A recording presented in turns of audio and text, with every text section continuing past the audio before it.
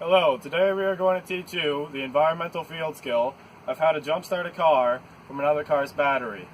Your battery may be dead because you left the lights on or some other mishap. So we are going to show you how to give your battery some juice from the live battery so you'll be able to start your vehicle. The first thing you need in order to jumpstart your vehicle is a pair of working jumper cables. This is why it is always important to carry jumper cables when you are traveling far from assistance. Because if you don't have these, you won't be able to jumpstart your car. Each jumper cable ends in two distinct clippers. The red is the positive and the black is the negative. Once you find your jumper cables, you're going to want to inspect them and make sure they're in working order. Look for rust up on the metal clipper part or exposed wire along the wires. The next thing you need to do is locate the batteries in your two vehicles. Usually they're under the hood with the engine. The place to pop the hood is usually found around the driver's side door, and it'll have a symbol on it that looks like a car with the hood being popped. Just pull that and then pop the hood. If you reach up under the hood of your car, you'll find there's some kind of a trigger or a lever or a mechanism that will allow you to pop the hood. You will then need to locate the battery on the other car. Sometimes the battery is not located under the hood with the engine. In the example of this car, the battery is actually located in the trunk. So you will need to locate the trunk popping mechanism. In many of these cars, the battery is actually under the floor mat of the trunk. So you will need to remove that floor mat to access your battery. The next step is to inspect your battery and identify the posts. Your battery will have two battery posts, one which is red, that would be your positive, and one which is black, that will be your negative. You can identify by the wires or the casings on the posts.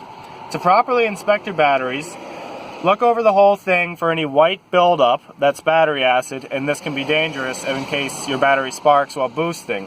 Check your post as well for rust or buildup of white battery acid. A couple of safety precautions for this next step. Make sure the vehicles are not touching.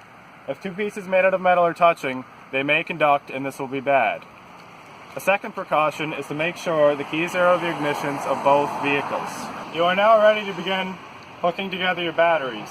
Make sure you take one set of jumper cables in each hand, red and black, and that they do not touch, as this will cause a spark. Keep them separated. You then want to take the set of clippers you want to use for your live battery and set them down so that they are not touching anything metal and that they are not touching each other. Then take the set of clippers you intend to use for your dead battery and attach the red positive to the positive battery post. In this vehicle, it's located away from the battery down inside the engine but can still be identified by the red box. Take your clippers and then take them securely around the post. Make sure you have a good connection, otherwise the battery won't start. Next, you want to take your negative clippers and attach them to a non-painted piece of bare metal to act as a ground.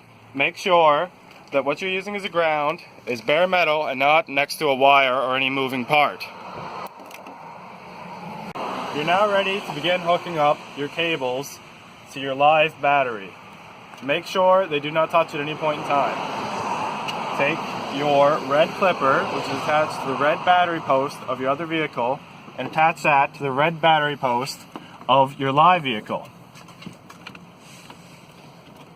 Assure a good connection. You then want to take your black clippers and attach that to the negative post of your live battery.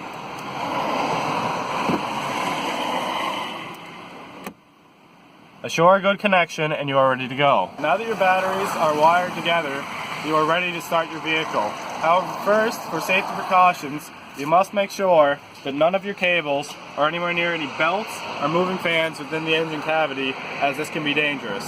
Once your batteries are safely and properly wired together, you can attempt to start the dead vehicle. It's important to try and start the dead vehicle first, because in some newer cars you can get a power surge that will damage the electronics if both vehicles are working.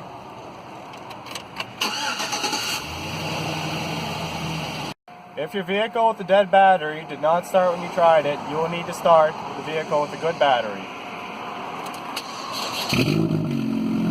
You then want to let this vehicle run for about 2 minutes and try and start your car again. If that doesn't work, you're going to want to bring this vehicle up to about 2,000 RPMs by revving the accelerator and holding that for about a minute.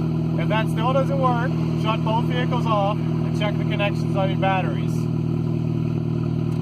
Once your vehicle is running, you're ready to remove your cables from your dead vehicle.